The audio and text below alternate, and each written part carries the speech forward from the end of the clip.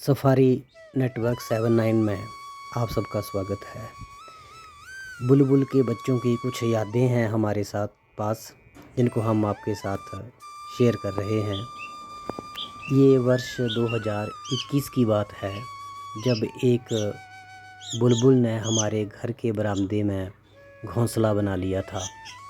वो बुलबुल हर रोज़ अपने घोंसले में आया जाया करती थी। एक दिन घर के बरामदे में पंखा चल रहा था और इन दोनों बच्चों की माँ पंखे से टकराकर मर गई। हमें सच में बहुत दुख हुआ था बुलबुल के मरने का। और फिर ये दोनों बच्चे उस समय 2 दिन के या 3 दिन के थे, तो बहुत शोर मचा रहे थे घोंसले में, शायद अपनी माँ को याद कर रहे थे, लेकिन माँ तो इनकी आने वाली नहीं थी, वो तो मर चुकी थी। फिर हमने इन दोनों बच्चों को घोंसले से निकाला। उस समय इनकी स्किन पर पंख नहीं आए थे। घोंसले से निकालते समय भी हमें इनको डर लग रहा था कि कैसे निकालें इनको। बिना पंख से थे, स्किन थी, पंख नहीं थे, बहुत छोटे छोटे थे। फिर हम इनको अपने कमरे में ले आए, तो हमारे साथ ही रहने लगे। पिंजरा इनको कभी पसंद नहीं आया।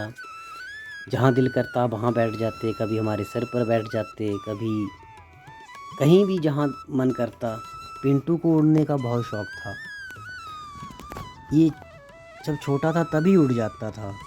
इसने बहुत सारे पक्षी अपने दोस्त बना लिए थे।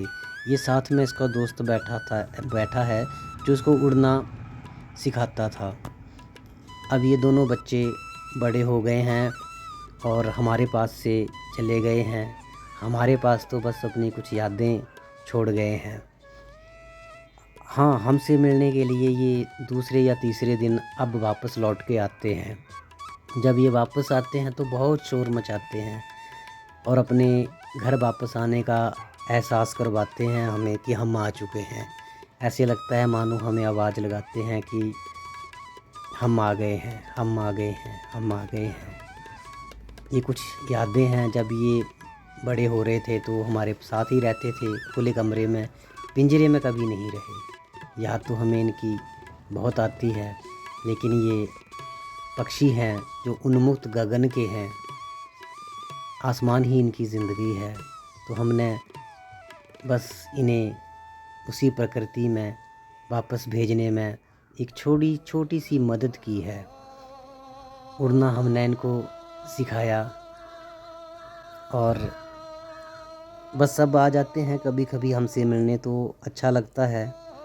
जब हमारे पास ये नहीं होते हैं तो हमें इनकी याद भी आती है। ये कुछ यादें आपके साथ हमने शेयर की।